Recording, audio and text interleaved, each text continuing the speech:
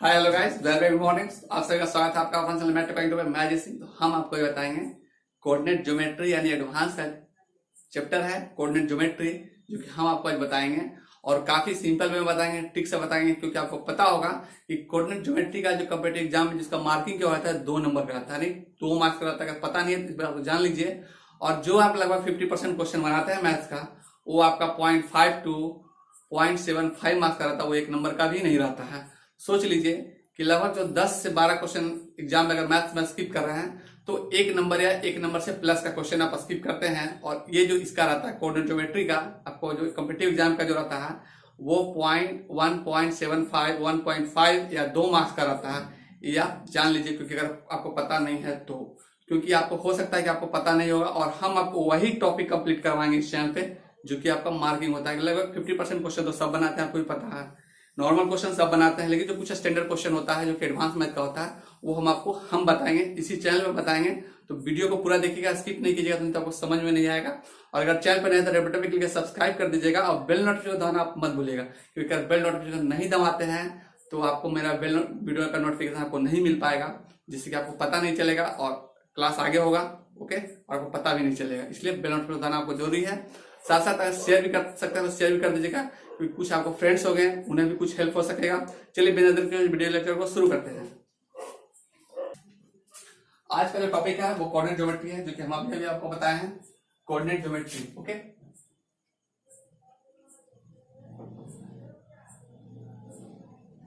Coordinate geometry. देखिए, ये coordinate geometry जो है ना, हिंदी में इसको निर्देशांक ज्यामिति बोलते हैं। और इसे क्वेश्चन जो रहता है स्टूडेंट लोग 90% कहा जाए 90% 95% स्टूडेंट इस क्वेश्चन को स्किप करते होंगे। और आपको पता भी होगा कि कितने लोग इस क्वेश्चन को बनाते होंगे। अगर प्रूफ लेना है तो आप आज से देख लीजिए और अपने फ्रेंड सर्किल में किसी से भी आप पूछ सकते हैं कि इस क्वेश्चन को कौन कौन बना रहे हैं। ठीक है, तो ये वीडियो आपके लिए बहुत इंपॉर्टेंट होने वाला है और पूरा देखिएगा, क्योंकि अगर आप स्किप करते हैं तो समझिए कि आपको एग्जाम में भी स्किप होगा। चलिए, आपका लग रहा है ये क्वेश्चन पहला नंबर, ठीक है, आपका स्क्रीन पे आपको पहला नंबर का क्वेश्चन दिख रहा होगा। और देखिए ये ये 5 नंबर का क्वेश्चन है, ठीक है। हम आपको 4 नंबर तक तो बता चुके थे, 5 नंबर आज बताते हैं, ठीक है। अब देखिए कि कैसे क्वेश्चन सिंपल वे में बनता है, यानी विद इन ट्रिक। अगर हम जो कंसेप्ट बताएंगे वो समझ जाइएगा ना, तो आप आसानी से बना सकते हैं, क्योंकि इसमें बहुत सारा ग्राफ का यूज होगा, तो उसको समझना होगा। और हम उसमें ग्राफ सॉल्व करना ही, कुछ ट्रिक से ही बताएंगे जो आपको याद होगा, ठीक है। तो चलिए देखिए, पहला क्वेश्चन है, आपको स्क्रीन पे दिख भी रहा होगा कि यदि समबाहु त्रिभुज के 2 शीर्ष, समबाहु त्रिभुज के 2 शीर्ष 1 1 एवं शीर्ष का मतलब क्या होता है, वर्टेक्स होता है, ठीक है। तो 1 1 और -1 हो तो तीसरा शीर्ष क्या होगा, थर्ड वर्टेक्स क्या होगा, ठीक है। तो ऐसा हम बोलते हैं इंग्लिश में क्वेश्चन क्लियर, हमको मिला नहीं, कोशिश कर रहे हैं, मिलेगा तो हम जल्द से जल्द आपको क्वेश्चन जो है इंग्लिश में प्रोवाइड करवाएंगे, ठीक है, हरवाइएगा बिल्कुल नहीं। तो 5 नंबर क्वेश्चन है, देखिए नंबर 5 क्वेश्चन है आपका, ठीक है। ये 5 नंबर क्वेश्चन का जो देखिए पहला ऑप्शन आपके स्क्रीन पे दिख रहा होगा। ए नंबर का ऑप्शन क्या है आपका, -1 और 1 है, ठीक है। बी का ऑप्शन आपका दिया हुआ है यहाँ पे √3 और -√3 है। देखिए सी नंबर का ऑप्शन है आपका 1 और -1 दिया हुआ है। और डी का ऑप्शन है 2 और 2 दिया हुआ है। देखिए ये जो 4 जो ऑप्शंस दिया हुआ है, ये दिया हुआ है, आपको वैल्यू दिया हुआ है 2 चीज का, 2 शीर्ष दिया हुआ है। देखिए हम जो बता रहे हैं 2 शीर्ष दिया हुआ है, मान लेते हैं एक 1 1 दिया हुआ है और दूसरा शीर्ष आपको जो बी दिया हुआ है वो आपको -1 और -1 दिया हुआ है, ठीक है। ये 2 शीर्ष दिया हुआ है, ठीक है। चलिए ये ऑप्शन दिया हुआ है, ये शीर्ष दिया हुआ है, इसको ये मत समझिएगा कि ये दिया हुआ है, ठीक है, ऑप्शन इधर है, समझ गए। हम मान लिए हैं कि एक शीर्ष दिया हुआ, बी शीर्ष दिया, ऐसा कुछ मानना नहीं है एग्जाम में आपको, ठीक है। आपको तो डायरेक्ट सॉल्व करना है, लेकिन है नहीं डायरेक्ट। देखिए डायरेक्ट अभी हिट होगा, डायरेक्ट हिट करेंगे क्वेश्चन को, इस क्वेश्चन को डायरेक्ट हिट कैसे करेंगे वो देख लीजिए आप। सबसे पहले तो आपको ये जो 2 चीज दिख रहा है और समबाहु त्रिभुज पूछे बोल दिया है क्वेश्चन में, समबाहु त्रिभुज बोला है तो समबाहु त्रिभुज आपको पता होगा। देखिए कि समबाहु त्रिभुज क्या होता है, जिसको हम लोग आइसोसेल इक्विलेटरल ट्रायंगल बोलते हैं, ठीक है। ये क्या हो गया, जिसको समबाहु त्रिभुज या इक्विलेटरल ट्रायंगल भी बोलते हैं। हिंदी वाले को समबाहु त्रिभुज और इंग्लिश वाले को इक्विलेटरल ट्रायंगल, ठीक है, जिसका तीनों साइड इक्वल हो। क्लियर है। तो इक्विलेटरल ट्रायंगल यानी समबाहु त्रिभुज में ये शीर्ष ए है, ये बी है यानी वर्टेक्स, और ये सी है। ओके, ये 3 वर्टेक्स दिया हुआ है और इस 3 वर्टेक्स को देखिए, बेन है कि डायरेक्ट बन जाएगा, आपको समझ में आएगा तुरंत बन जाएगा, कुछ भी सॉल्व करना नहीं है। इसका 2-3 मेथड है, ठीक है, आपको सबसे इजीएस्ट मेथड, ओके, वो भी ट्रिक वाला हम बताएंगे आपको, क्योंकि ज्यादा सॉल्यूशंस लेने हमको कोई पसंद नहीं है और आपको पसंद नहीं है, क्यों उसका यूज करना है, ना आपको पसंद ना हमको पसंद, उसको करना ही है। कहते हैं कि अगर इसको ए मान लेते हैं कि आपको दिया हुआ 1 1 और बी दिया हुआ आपका -1 और -1 और सी आपका x और y है, ये लिखो। एक्चुअल में इसमें कोई एक ही होगा, वैसे समझाने के लिए हम लिखे हैं, बट है ऐसे कुछ नहीं, डायरेक्ट ऑप्शन ही ठीक करेंगे, बस ध्यान से देखिएगा और समझिएगा कि हम क्या कर रहे हैं। ये एक्चुअल में कौन सा ट्रायंगल पता है, ये इक्विलेटरल ट्रायंगल है, या तो इसको समबाहु त्रिभुज, क्वेश्चन लिखा हुआ समबाहु त्रिभुज है, और समबाहु त्रिभुज का मतलब इक्विलेटरल ट्रायंगल होता है। जो इंग्लिश में होगा वो समझ जाएंगे इक्विलेटरल ट्रायंगल क्या होता है। और आपको पता होगा कि ईच साइड आर इक्वल, इसका सारा साइड क्या होता है, समबाहु त्रिभुज का समबाहु, सम मतलब बराबर होता है, सब अभुजा मतलब अबाहु मतलब भुजा होता है, तो समबाहु यानी सब भुजा आपस में बराबर है। ओके, अब जब बराबर है, भी एक चीज ध्यान दीजिए, जब सब भुजा बराबर होता है सब एंगल भी आपस में बराबर होता है, यानी कि एंगल ए बराबर एंगल बी एंगल सी आपस में बराबर होगा। यानी कि आपको पता है कि त्रिभुज के तीनों कोनों का कितना होता है, 180 डिग्री होता है। त्रिभुज के तीनों कोनों का 180 डिग्री होता है, angle A angle B angle C, यानी 60 + 60 + 60, यानी each and every angles in equilaterals कितना होता है, 60 डिग्री, ठीक है, प्रत्येक एंगल इसका 60 डिग्री का होता है। अब यहाँ पे माइंड में रखिए कि ये भी 60 है, ये भी 60 है, हमको ये नहीं दिया हुआ, यही चीज नहीं दिया हुआ है, तो आपको यहाँ पे ध्यान रखिए कि आपको ऑप्शन में भी दिया हुआ है, ठीक है, और एक्चुअल में 60 डिग्री है, ठीक है। तो देखिए कि हम लोग करते क्या है, करते यही है कि जो नहीं दिया हुआ है उसी को देखिए एक हो जाए। अब देखिए जो हम यहाँ पे लिखने जा रहे हैं, कि हम क्या लिखेंगे, tan लिखेंगे, tan 60 डिग्री हो जाएगा, दूसरा का लिखेंगे tan 60 डिग्री हो जाएगा, ठीक है। ये तो हम दोनों को लिख देंगे, ठीक है, दोनों को हम यहाँ पे लिख देंगे tan 60 डिग्री और tan 60 डिग्री। ओके, है कुछ नहीं, डायरेक्ट ऑप्शन ही होगा, लेकिन मेरा समझ लीजिए है, तो हम बता दें, निकल जाए, कुछ दिक्कत तो ऐसा होगा नहीं, लेकिन फिर भी आपको कंफ्यूजन जरूर हो जाएगा। चलिए, ये tan है, ये भी tan है। अब इसमें ये देखिए कि माइनस कहाँ होगा, प्लस कहाँ होगा, क्योंकि एडवांस देखिए समझना जरूरी है, क्योंकि आपको अगर अब तक एडवांस से भागे हैं तो समझ लीजिए कि एडवांस का जो क्वेश्चन है वो मार्किंग 1.5 से 2 नंबर का होता है, ठीक है। तो उसी को एडवांस को आपको समझना होगा, कंसेप्ट समझिएगा तो ठीक से, बहुत ईजी है, समझिए कि ट्रेडिशनल से जो है अंकगणित से बहुत ही आसान है एडवांस मैथ बनाना, लेकिन बस उसका कंसेप्ट आपको समझ में आएगा। देखिएगा टिक ही करेंगे, डायरेक्ट लिखेंगे, वैसे ऑप्शन से दिख रहा होगा, लेकिन अब एक चीज देख लीजिए, हम ये जो ग्राफ बना रहे हैं, ये ग्राफ भी समझ लीजिए, ये एक्स एक्सिस है और ये वाई एक्सिस है, ये एक्स डैश है, ये वाई डैश, सॉरी ये वाई एक्सिस और ये वाई डैश है, ये एक्स है और एक्स डैश है, ओके, यानी एक्सिस है, एक्स एक्सिस है ये। अब इसमें पहला समझ लीजिए कि ये जो पॉइंट है, हमको इसी ट्रायंगल को इस पे बनाना है, इस ग्राफ यानी इस पे बनाना है। अब देखिए कि अगर आपका जो ए का वैल्यू मान लेते हैं कि यहाँ पे 1 है, ये 1 है, इसका यहाँ पे 1 है, ठीक है, तो x1 यहाँ पे 2 हो जाएगा। तो देखिए कि a का जो दिया हुआ है, क्वाड्रेंट a है, उसका वैल्यू दिया हुआ है कितना, 1 1 है। चलिए, यानी कि इसके सीधा में एक पॉइंट यहाँ हो जाएगा आपका, ठीक है, ये क्वाड्रेंट हो जाएगा a, इसको हम लोग लिखेंगे 1 1, क्योंकि देखिए हम अगर समझाएंगे नहीं तो हम तो ऐसे तो डायरेक्ट ऑप्शन हिट कर ही देंगे, लेकिन आपको थोड़ा सा समझा देते हैं कि आपको दिक्कत नहीं होगा, क्योंकि आगे क्वेश्चन भी मिलेगा ना, तो ऐसे आपको समझना होगा कैसे माइनस कौन, हम इसमें से किसी को भी माइनस लिख देंगे, कोई भी प्लस हो जाएगा तो हो जाएगा, लेकिन कैसे होगा वो समझना को जरूरी है क्वाड्रेंट के अनुसार। और इस तरह का समझिए आपको बुक में नहीं मिलेगा, किसी भी बुक में इस तरह का कंसेप्ट आपको मिलने वाला नहीं है। ओके, तो मैथ टेक पॉइंट ओपन ही मिलेगा इस तरह कंसेप्ट। और अगर आप चैनल पर नए हैं तो रेड बटन पे क्लिक करके सब्सक्राइब जरूर कर दीजिए, ठीक है। चलिए देखिए, ये जो आपका दिख रहा है a 1 1 है, उसके बाद b क्या है, b आपको देखिए b माइनस 1 1 है, तो b जो है माइनस 1 1 है, यानी कि दूसरा जो वैल्यू होगा x भी माइनस 1 है और x माइनस 1 है, y भी माइनस 1 में आता है। तो उस तरह का माइनस 1 x देखिए माइनस 1 x वाला माइनस 1 यहाँ देगा, y वाला माइनस 1 यहाँ देगा। इसके बीच का एक पॉइंट निकाल लेते हैं, ये आ गया मेरा पॉइंट बीच का, ये हो गया b बनाते हैं इसको, ये हो जाएगा माइनस 1 और ये माइनस 1, ये पॉइंट हम लोग लिख दिए, ठीक है। अब देखिए तो इस दोनों पॉइंट को हम लोग मीट कर लेंगे, पहले इस दोनों पॉइंट को ये मीट कर लेते हैं, ठीक है। अब आपको पता होगा कि हमको बनाना क्या है, त्रिभुज बनाना है, ठीक है। त्रिभुज बनाना है और वो भी क्या बनाना है, समबाहु त्रिभुज बनाना है, ठीक है। आपको समबाहु त्रिभुज के बारे में क्वेश्चन में बोल चुका है। तो अगला पॉइंट कहां पे होगा, अब देखिए कि अगला पॉइंट आपको ऐसा बनाना है कि ये 60 डिग्री का बना फॉर्म हो जाए, ठीक है। तो हमको जो यहाँ पे चाहिए, ठीक है। अब यहाँ पे देखिए कि आपको ऐसा बनाना है इससे, यानी ये भी 60 है, ये भी 60 है और ये भी 60 डिग्री, सब 60 डिग्री रहेगा, ओके। ये भी 60 डिग्री, क्योंकि संभव है तो 60 डिग्री होगा ही होगा।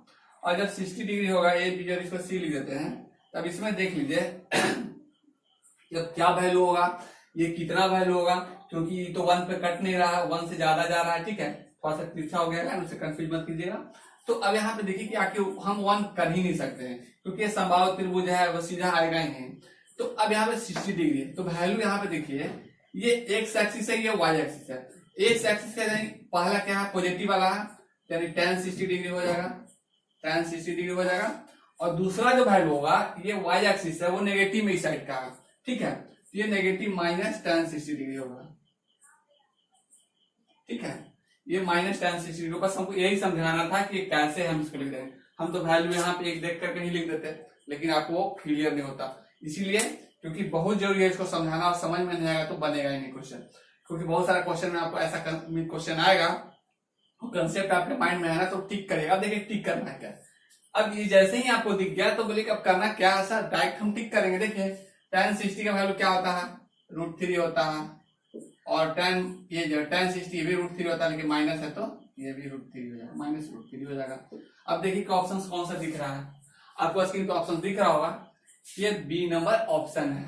कितना सिंपल है बना के, इस चीज को हम पहले ही बना सकते थे और आपको बता भी सकते थे, लेकिन आपको क्लियर नहीं होता और प्रॉब्लम हो जाता आगे चल के कुछ अगला क्वेश्चन में, ठीक है। नेक्स्ट क्वेश्चन जो रहता है उसमें, तो आई होप इसमें प्रॉब्लम नहीं होगा, ठीक है। अगर फिर भी डाउट लगता है तो कमेंट करिएगा, ओके। हमको तो नहीं लगता कि इस क्वेश्चन में आपको डाउट होगा आगे, ठीक है। चलिए लेते हैं नेक्स्ट क्वेश्चन। ये रहा आपका स्क्रीन पे क्वेश्चन नंबर 6। अब देखिए क्वेश्चन नंबर 6 जो है लिखा हुआ है कि त्रिभुज का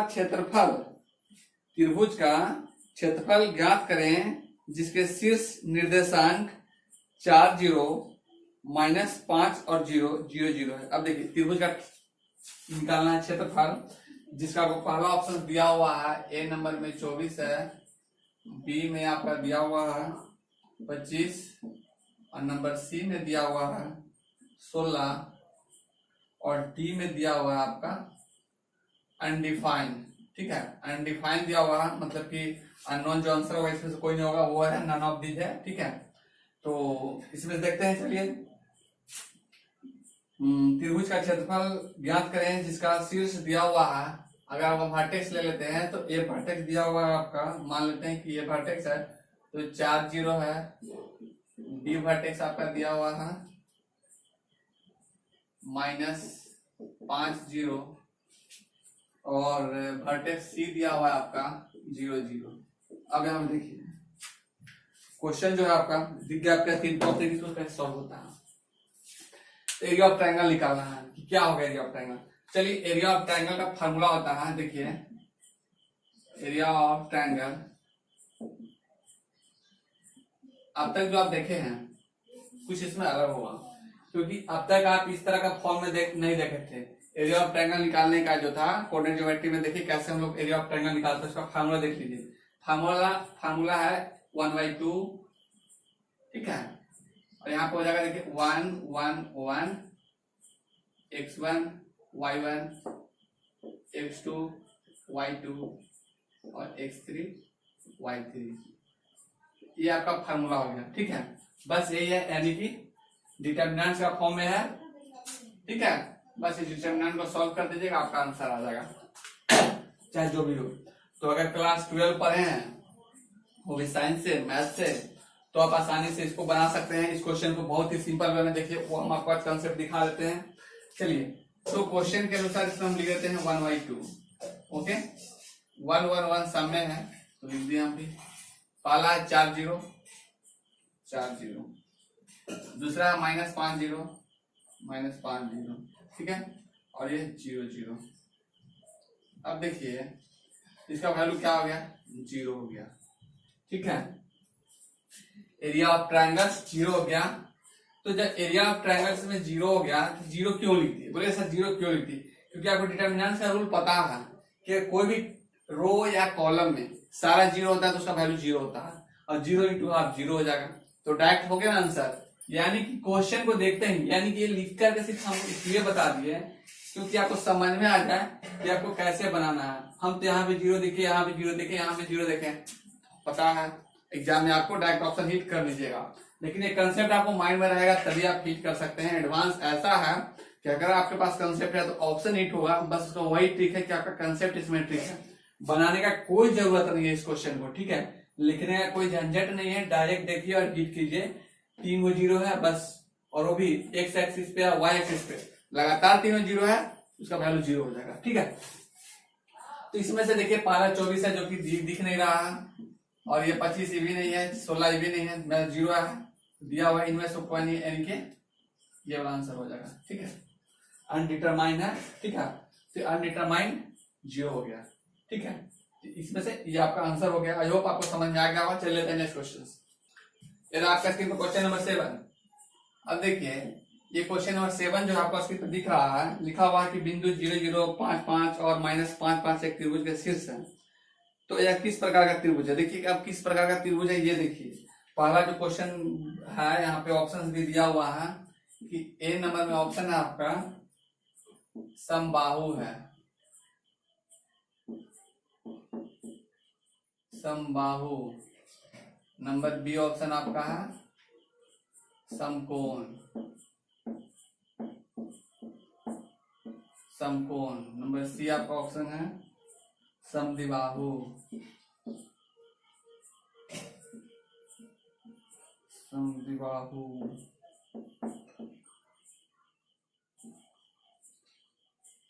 नंबर डी ऑप्शन आपका है समकोणिक समद्विबाहु, समकोणिक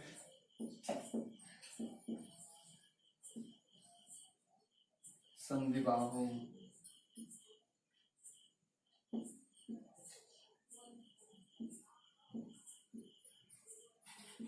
समद्विबाहु। अब देखिए कोई कोई जो इंग्लिश में होंगे उनको समझ में थोड़ा सा नहीं आ रहा होगा, तो उनको हम क्लियर कर देते हैं।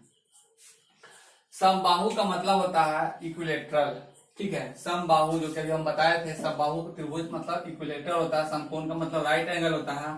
समद्विबाहु जिसकी 2 भुजा बराबर होती है उसको समद्विबाहु त्रिभुज बोलते हैं। उसको हम बोलते हैं आइसोसेलेस ट्रायंगल। ठीक है, जिसकी 2 भुजा इंग्लिश में बोलते हैं isosceles triangle, which 2 sides are equal.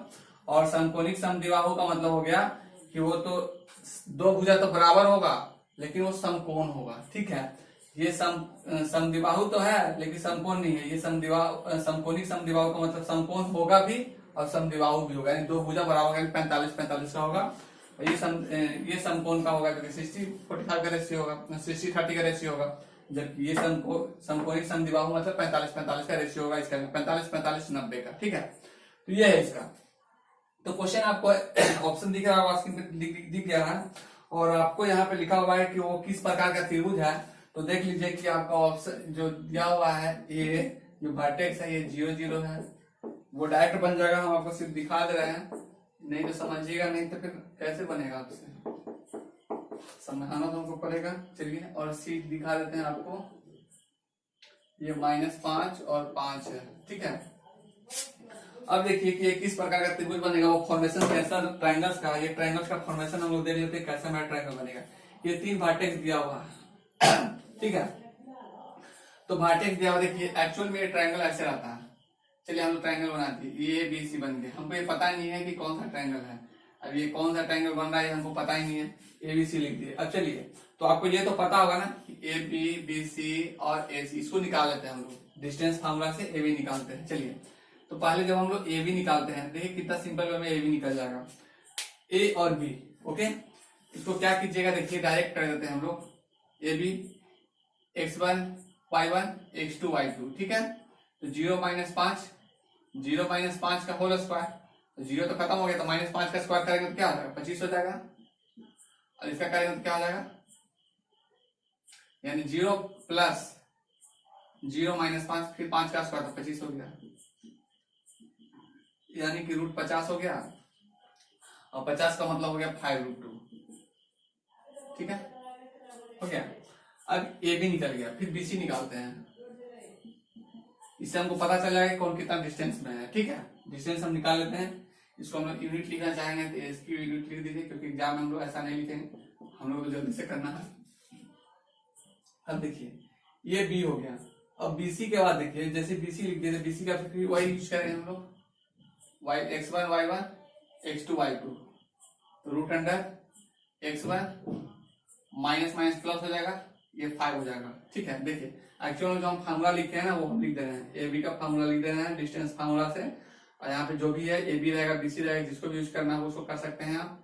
यहाँ पे x1 - y1 का whole square plus x2 - y2 का होल स्क्वायर, ठीक है, ये हम यूज कर सकते हैं, आप भी इसको बना सकते हैं। ओके, तो ये x1 है, सॉरी यहाँ पे x1 x2 हो जाएगा, और यहाँ पे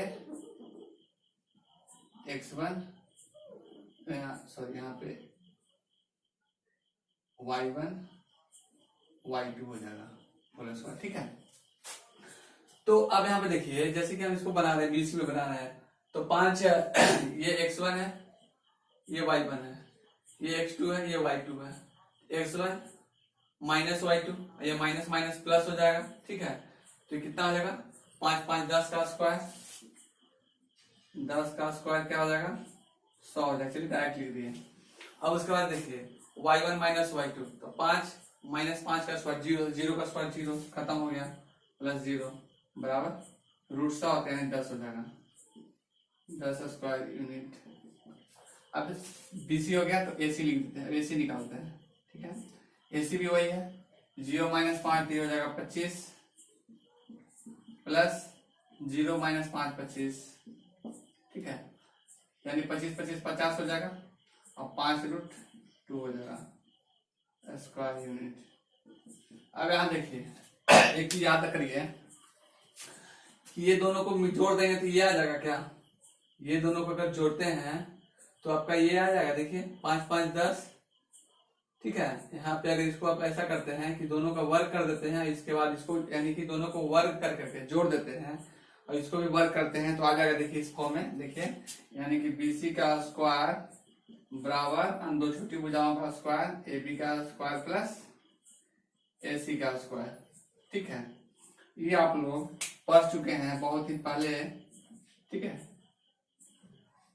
तो आपको पता होगा कि सबसे बड़ी भुजा का वर्ग अन्य दो छोटी भुजाओं के वर्गों के योग के बराबर होता है। पाइथागोरस थ्योरम यही कहता है कि सबसे बड़ी भुजा का वर्ग अन्य दो छोटी भुजाओं के वर्गों के योग के बराबर होता है। यही समकोण बन गया, ठीक है, यानी यही समकोण बन गया, यही आपका बन गया, यानी कि ये कैसा बन गया, समकोण त्रिभुज का ही है, ये बन गया आपका, तो ये बन गया आपका समद्विबाहु, यानी ये भुजा बराबर है, ठीक है, ये दोनों भुजा बराबर है, यही बन गया समद्विबाहु। लेकिन समकोण भी बन गया, क्योंकि समकोण का नियम है कि सबसे बड़ी भुजा का वर्ग अन्य दो छोटी भुजाओं के वर्गों के योग के बराबर होता है। अब इसको दोनों इस फॉर्मेट पर डाल दिए, देखिए आपका आ जाएगा 10 का स्क्वायर 100 हो जाएगा, 5√2 50 हो जाएगा, इसका भी 50 हो जाएगा, इसी भी 50 50 100 100 इधर, तो बराबर हो गया ना।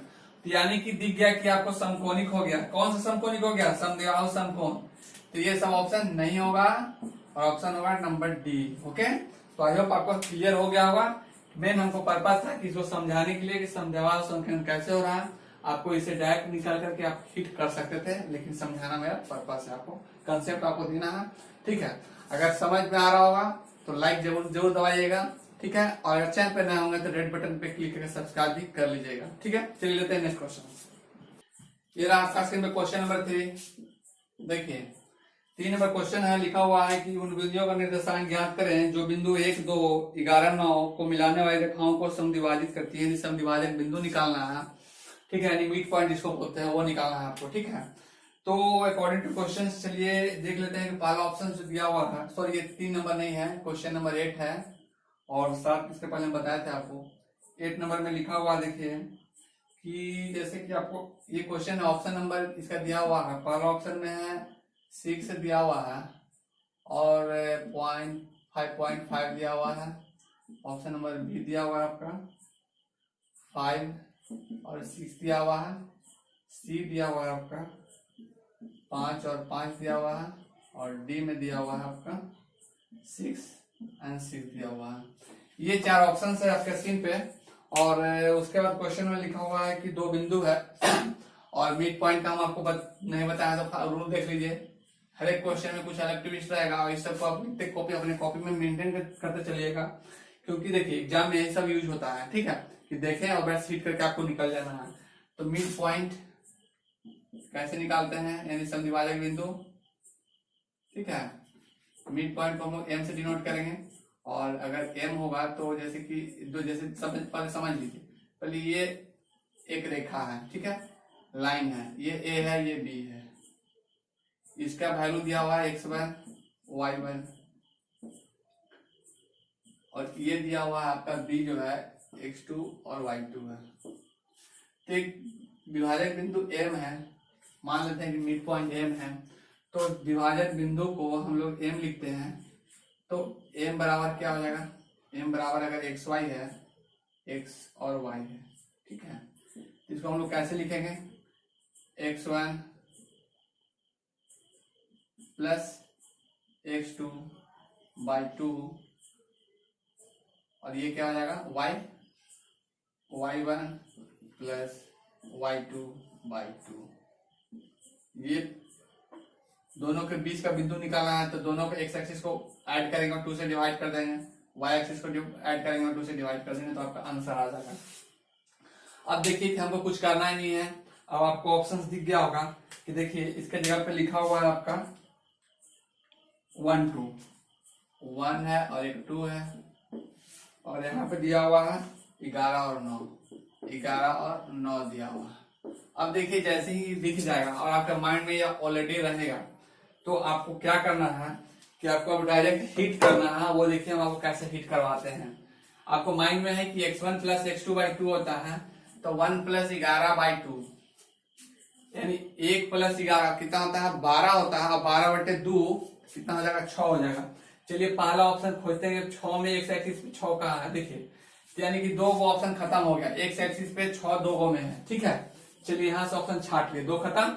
और उसके बाद अगला स्टेप पे चलते हैं, वाई एक्सिस पे चलते हैं, तो वही y1 प्लस y2 यानी 2 प्लस 9 9 2 11 बटे 2 कितना हो गया, 11 बटे 2 का मतलब हो गया 5.5। चलिए पहले देखते हैं, देखिए 5.5 यहाँ मिल गया, इसमें 6 है, खत्म हो गया, बस पहला ऑप्शन टिक हो गया, ए नंबर। ओके, तो आई होप आपको मजा आया होगा बनाने में। और देखिए ऐसा है कि हम सारा क्वेश्चन भी आपको ट्रिक से ही बताएंगे, ठीक है।